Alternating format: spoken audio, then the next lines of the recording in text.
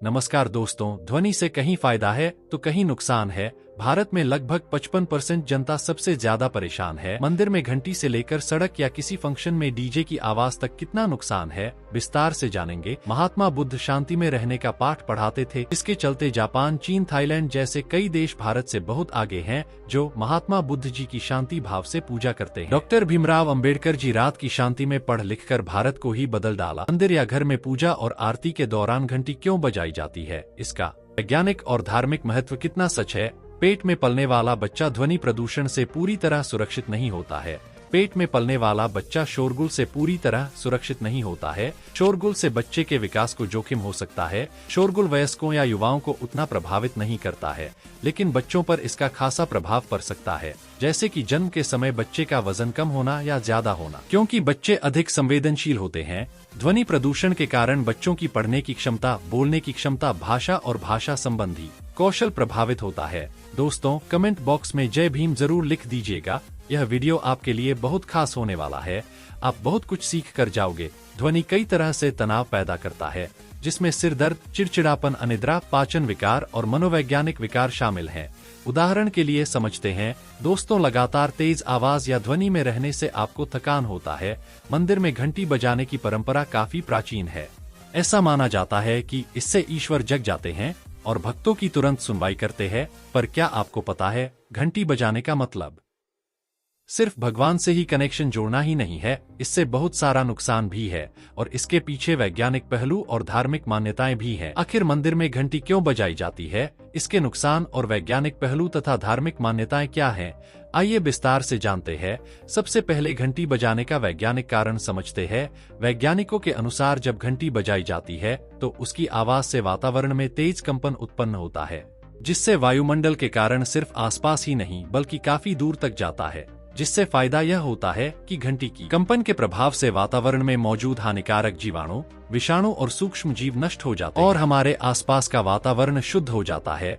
सिर्फ इतना ही नहीं, घंटी बजाने से निकलने वाली आवाज 7 सेकंड तक गूंज बनी रहती है। घंटियों की गूंज हमारे शरीर के सातों चक्र को कुछ समय के लिए सक्रिय कर देती है, जिससे नकारात्मक विचार खत्म होते हैं और सकारात्मक ऊर्जा से शरीर भर जाता है।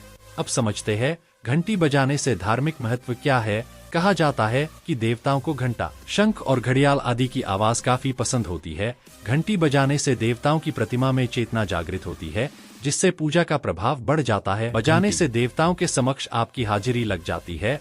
लगा न दोस्तों, जबरदस्त अंधभक्ति का प्रचार करने की परंपरा। अब जानते हैं ध्वनि से शरीर में कितना नुकसान है। अगर ध्वनि बहुत तेज या लंबे समय तक चलने वाला है तो ध्वनि प्रदूषण से आपकी सुनने की क्षमता को नुकसान पहुंचाता है। इससे सिर दर्द, नींद न आना और यहाँ तक कि उच्च रक्तचाप जैसी अन्य स्वास्थ्य समस्याएं भी होती हैं, जैसे आपको तनावग्रस्त कर सकता है, आपके जीवन की गुणवत्ता को कम कर सकता है, आपकी उत्पादकता को कम कर सकता है। इससे भी ज्यादा नुकसान बताते हैं आपके शरीर में रक्त वाहिकाओं पर ध्वनि का बहुत बुरा प्रभाव पड़ता है। ध्वनि इन रक्त वाहिकाओं को संकरा बना देता है। ध्वनि के कारण पैर की उंगलियों, हाथ की उंगलियों, त्वचा और पेट के अंगों में जाने वाली रक्त वाहिकाएं सिकुड़ जाती हैं, जिससे शरीर के इन अंगों में सामान्य रूप से आपूर्ति की जाने वाली खून की मात्रा कम हो जाती है। जो रक्त वाहिकाएं मस्तिष्क को खून पहुंचाती है, वह शोर के कारण फैलकर चौड़ी हो जाती है। यही कारण है कि लगातार आवाज सुनने से सिर दर्द होने लगता है। लंबे समय तक चलने वाला ध्वनि पेट में अल्सर की संभावना को बढ़ाता है, क्योंकि ध्वनि प्रदूषण गैस्ट्रिक जूस के प्रवाह को कम कर सकता है और पेट की अम्लता, एसिडिटी को बदल सकता है। आंतों की गतिशीलता में बदलाव आना, जो कि पाचन तंत्र और उसके भीतर के भोज्य पदार्थों के चाल में कमी हो जाती है।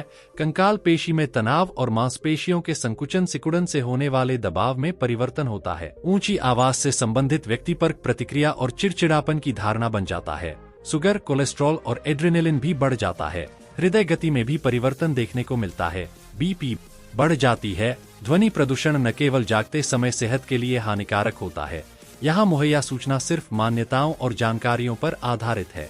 किसी भी जानकारी या मान्यता को अमल में लाने से पहले संबंधित विशेषज्ञ से सलाह लें। वीडियो यहीं समाप्त करते हैं। मिलते हैं नए वीडियो में नई जानकारी के साथ, जो आपके जीवन के लिए लाभकारी हो। दोस्तों, चैनल को जरूर सब्सक्राइब कर लेना और कमेंट बॉक्स में जय भीम जरूर लिख देना। धन्यवाद।